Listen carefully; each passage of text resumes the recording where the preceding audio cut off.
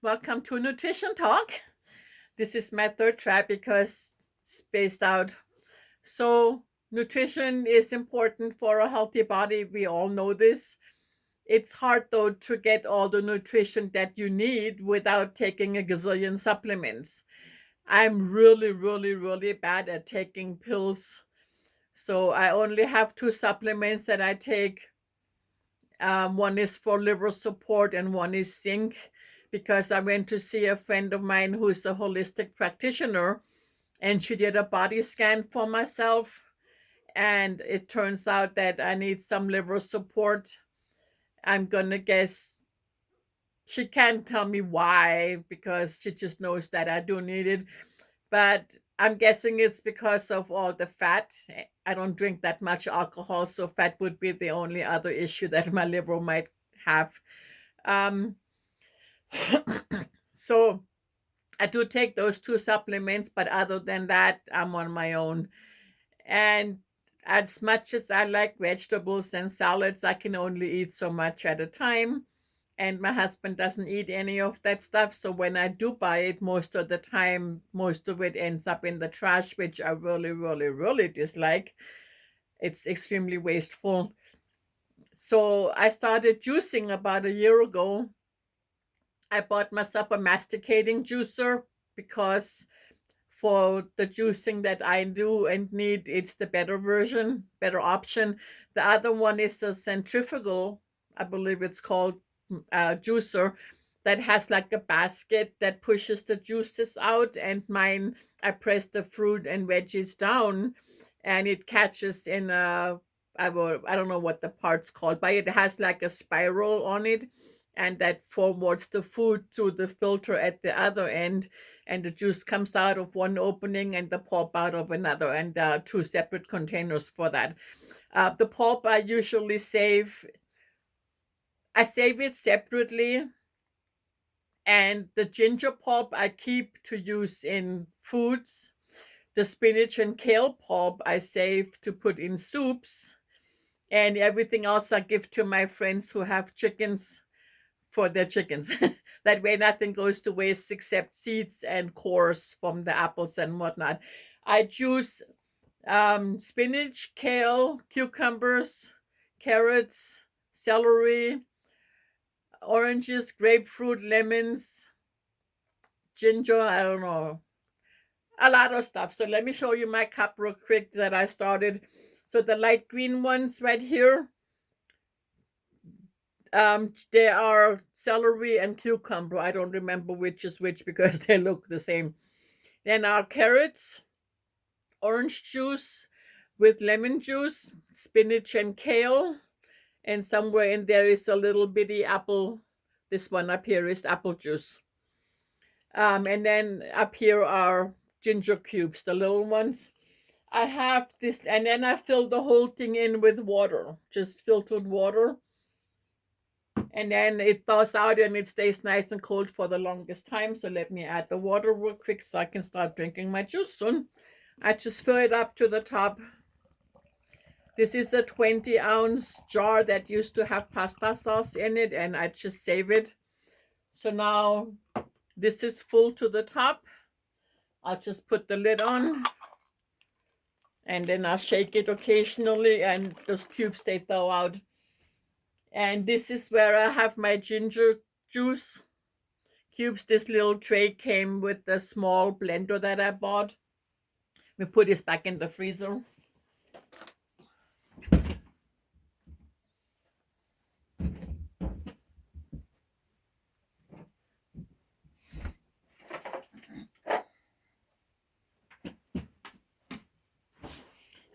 I especially bought myself a small stand-up freezer for my juice because I used to, when I started out juicing, I used to juice everything together and pour all the juice in a monster bowl and then scoop it or with ladle it into like mason jars, 16-ounce mason jars. And then those would stay in the fridge until we drink them all. But it gets kind of, I don't want to say nasty, but it changes taste after a few days.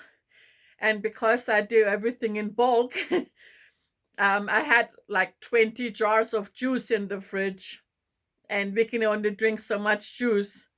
And so after the second time of having to throw out several jars, well, dumping the juice and keeping the jars, of course, again, wasteful, and it's not that cheap. And I try to buy organic whenever possible. Some things don't really matter, but some things definitely do. So I started putting the juice in ice cube trays. These are from Amazon because I used the 99-cent store ones before. And the spinach and kale especially gets like rock solid. And when I twisted the tray, it broke. So I had to struggle to get my juice cubes out because I wasn't about to waste a whole tray of juice. Well, actually, two trays. And I hung myself on Amazon, and I got these. These come in a set of 4. They stack really well, and they work perfectly. And then I bought, oh, they're in the freezer. I bought small tubs where I put the juice cubes once they're frozen individually, so I keep everything separated, and I labeled each tub with what kind of juice cubes are in there. It's a little labor intensive, but it works because I've never had to throw out another tub or jar of juice. Problem is, I stopped juicing for a while, and I had all these cubes in my freezer that are now freeze dried. That's why the cubes in my jar were on the smaller side, because they shrank. So I cleaned up what I could, and I'm back to back to drinking my juices, because I noticed when I drink my juice, I have major amounts of energy, at least in the morning, because I'm a morning person. So that's when I have the most energy. So the juice definitely helps. And I'm running low on something, so I'm gonna have to go to the store and get some more supplies, and maybe juice this weekend even, or next weekend at the very latest. It's hard after work when I'm already tired to stand there and slice and dice and juice and wash and rinse a bunch of stuff. So I'm back to that. That's one thing for nutrition. The other thing, I don't know how it's pronounced in America, but in Germany it's called Wasserbrot. This has 2 ingredients. Need my glasses to read. That's why they're reading glasses. Whole grain rye flour, yeast, and salt. Okay, make that 3 ingredients. That's all that's in this bread. It's very thin and very crunchy, like a cracker, but it's also very filling. And because it's so crunchy and kind of thick, you can take like monster bites, like of a big sandwich or something. So by default, you're going to eat it a little bit slower, and your body takes approximately 20 minutes for your brain to register that your stomach is full. So that's why we can eat so much if we eat fast. And then we're like, oh.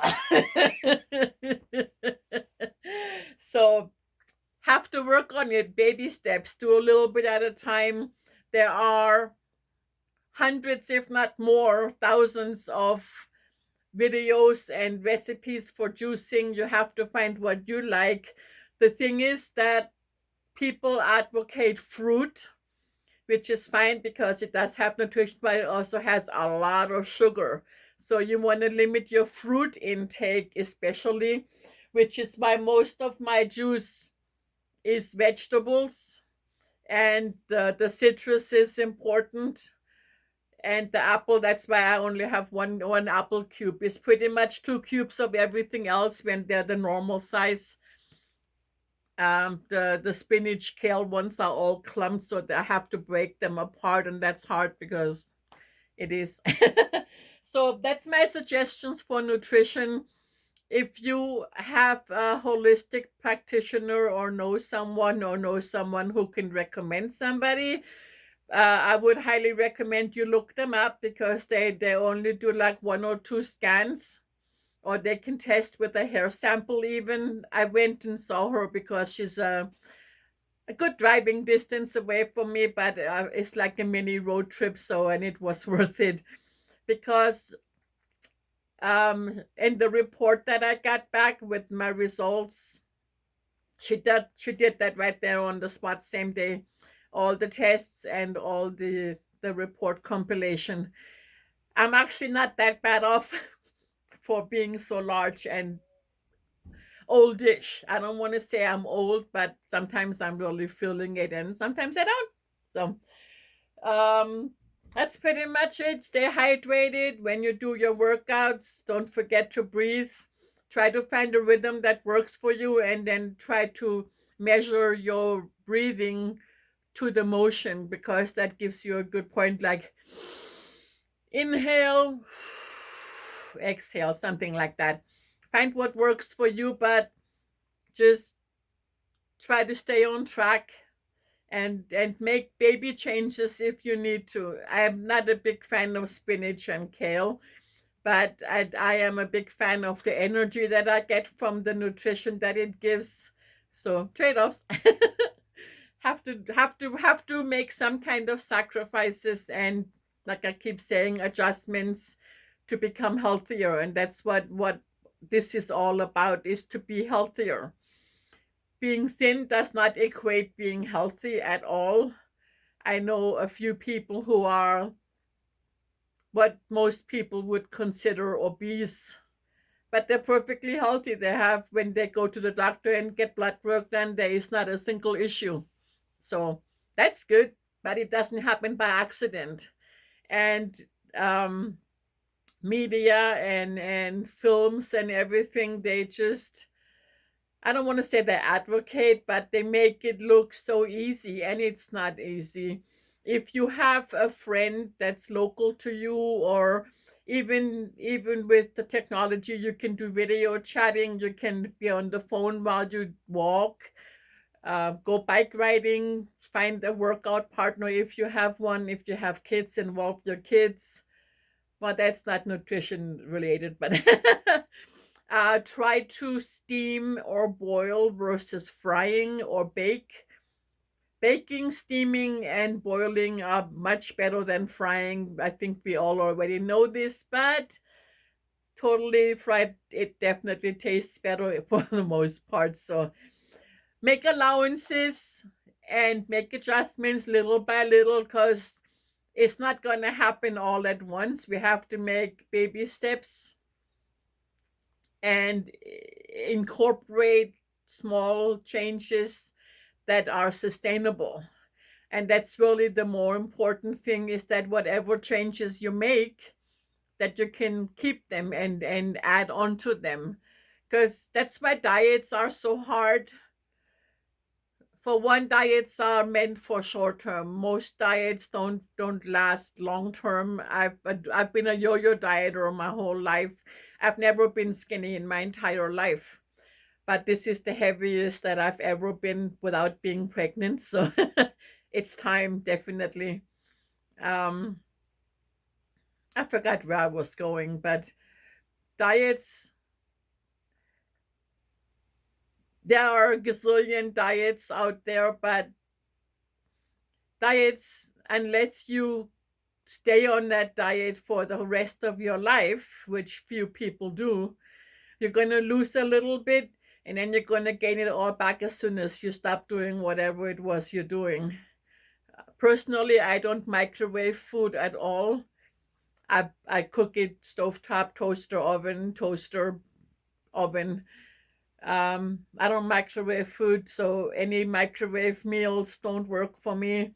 Freezer meals don't usually work for me unless I can cook them in the toaster oven or the oven. So my freezer is full with juice trays. The freezer in the kitchen is full with ice cube trays and some other things, and soup jars.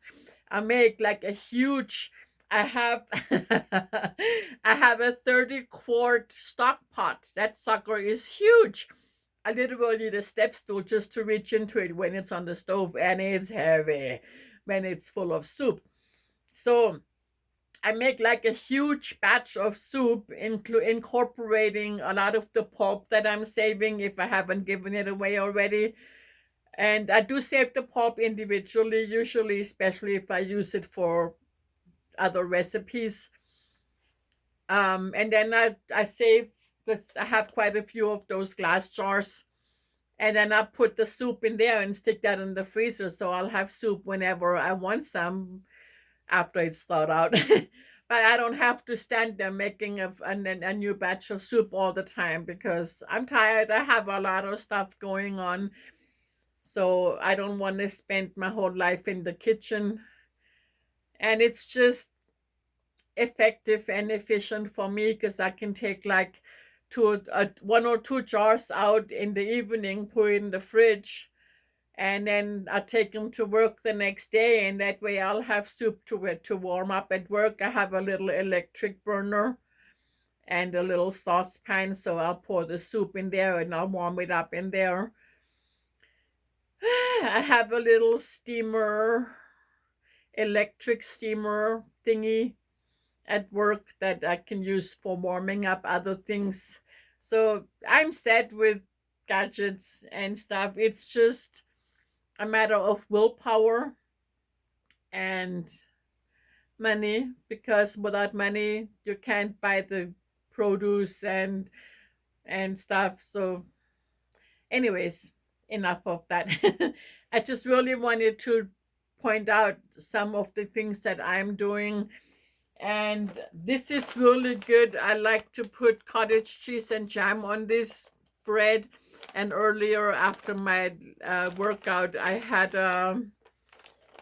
put some brie and onions on it and made it into a sandwich with 2 slices. So you can eat, and you just have to be mindful of what you eat. And every time that you don't eat a cookie or a cake or a donut or whatever is a victory, and celebrate that. So if you do eat something that you know is bad for you and kind of counterproductive, then don't beat yourself up over that, because you're human, we're humans. I'll eat cookies. I eat Rice Krispie treats. I love cake. I haven't had any in a while, but I just accept that I'm going to enjoy this, and I'll work out a little bit harder for a week or two. It's not the end of the world. It's just going to slow everything down by a little. But if you beat yourself up over a weakness of indulging in something that is not healthy, then that's counterproductive too, because you're gonna risk getting depressed, and then you're just gonna, you know what, I'll give up. I just can't do this. So do it, do the best that you can, and you will get there. You just have to stay on track and be persistent, and don't fall into traps. I think you know what I'm trying to say, what I'm failing to say, because I just can't find the right words right now. Plus, I'm just rambling at this point because it's just so important. But, anyways, thank you for watching if you've made it this far, and take care.